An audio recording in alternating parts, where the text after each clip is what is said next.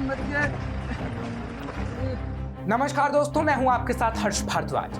यूं तो उत्तर प्रदेश में एनकाउंटर कल्चर को लेकर सवाल उठते रहे हैं, लेकिन इन्हीं उठते सवालों के बीच कानपुर में एक बड़ा एनकाउंटर हुआ है, जिसमें सुल्तान आलम नाम के बदमाश को गिरफ्तार कर लिया गया। कानपुर पुलिस को इसकी काफी दिनों से तलाश थी और इसे पुलिस की बड़ी कामयाबी माना जा रहा है। सबसे बड़ी बात, जिस वक्त सीएम योगी आदित्यनाथ एक प्रेस कॉन्फ्रेंस करने की तैयारी कर रहे थे, यानी उससे महज 90 किलोमीटर दूर इस तरह की खबर आ गई। यानी कानपुर में ये कहा जा रहा है कि लोकसभा चुनाव के बाद पुलिस एक बार फिर एक्शन मोड में आ गई है, जहां पुराने मामलों में वांछित चल रहे बदमाशों की अब खैर नहीं है। और इसी के तहत कानपुर में पुलिस की शातिर लुटेरे सुल्तान आलम से मुठभेड़ हो गई। शातिर सुल्तान ने अपने आप को घिरता देख पुलिस से बचने के लिए एसओ पर फायर किया। फोर्स ने मोर्चा संभालते हुए सुल्तान आलम की घेराबंदी कर उसके पैर में गोली मारकर उसे हिरासत में ले लिया। पुलिस ने सुल्तान के पास से पिस्टल, कारतूस और अन्य गोला बारूद भी बरामद किए हैं।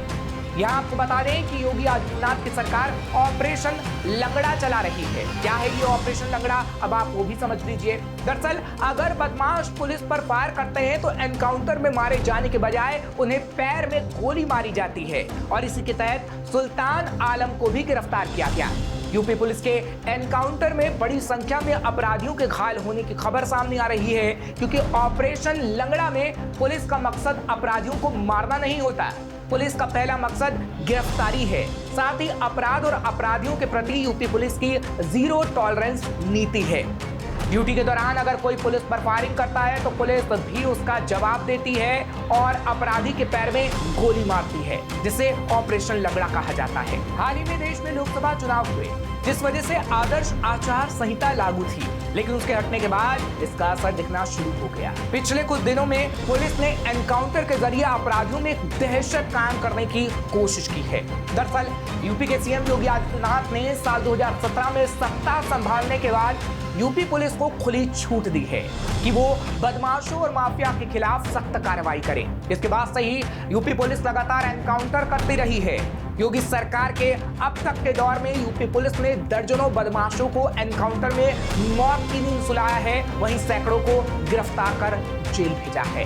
यूपी के सीएम योगी आदित्यनाथ तो सार्वजनिक मंच से साफ कह चुके हैं कि सूबे में उनकी सरकार रहते बदमाशों और माफियाओं को किसी भी हालात में बर्दाश्त नहीं किया जाएगा। योगी ने यह भी खुले मन से कहा था कि अगर बदमाश ना सुधरे तो पुलिस की गोली उनका इंतजार करती मिलेगी। योगी ने यूपी के सीएम का कार्यभार संभालने के बाद से सूबे में कानून और व्यवस्था के लिए चुनौती बने बदमाशों में खौफ पैदा किया है। उनके सत्ता संभालने के बाद जब यूपी पुलिस ने ताबड़तोड़ एनकाउंटर शुरू किए तो आए दिन ये खबरें और तस्वीरें आने लगी थी कि बदमाश अपने गले में पोस्टर लटकाकर थाने जाकर सरेंडर करने लगे हैं। फिर भी तमाम बदमाशों ने यूपी पुलिस को चुनौती देने का काम किया, लेकिन एनकाउंटर में वो या तो मारे गए या पैर में गोली लगने से जिंदगी भर के लिए अपाहिज बनकर जेल की सलाखों के पीछे पहुंचे। लेकिन इस पर विपक्ष लगातार सवाल उठाता रहा है और सवाल पूछता रहा है कि क्या यूपी में कानून व्यवस्था इस कदर चरमरा गई है कि एनकाउंटर के अलावा कोई रास्ता ही नहीं बचा?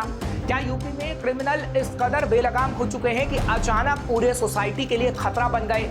क्या यूपी की पुलिस इस कदर बेबस हो गई कि क्राइम पर कंट्रोल ही नहीं लगा पा रही है? या फिर सरकार ने सबसे आसान रास्ता चुन लिया है कि क्राइम खत्म करना है तो क्रिमिनल को ही खत्म कर दो? पर क्या ये रास्ता सही है? क्या यूपी की कानून व्यवस्था को सुधारने के लिए एनकाउंटर ही एकमात्र रास्ता है और आखिरी हथियार है? फिलहाल ये तो विपक्ष के सवाल हैं, लेकिन योगी ने जिस तरह से अपराध को खत्म करने के लिए कदम उठाए हैं, उससे कैसे यूपी में अपराध कम हुआ है वो किसी से छिपा नहीं है। फिलहाल ऐसी और खबरों के लिए आप देखते रहिए श्रेष्ठ भारत। श्रेष्ठ भारत पर खबरों से जुड़े रहने के लिए चैनल को सब्सक्राइब और लाइक करें, बेल आइकन दबाएं और देखते रहें श्रेष्ठ भारत।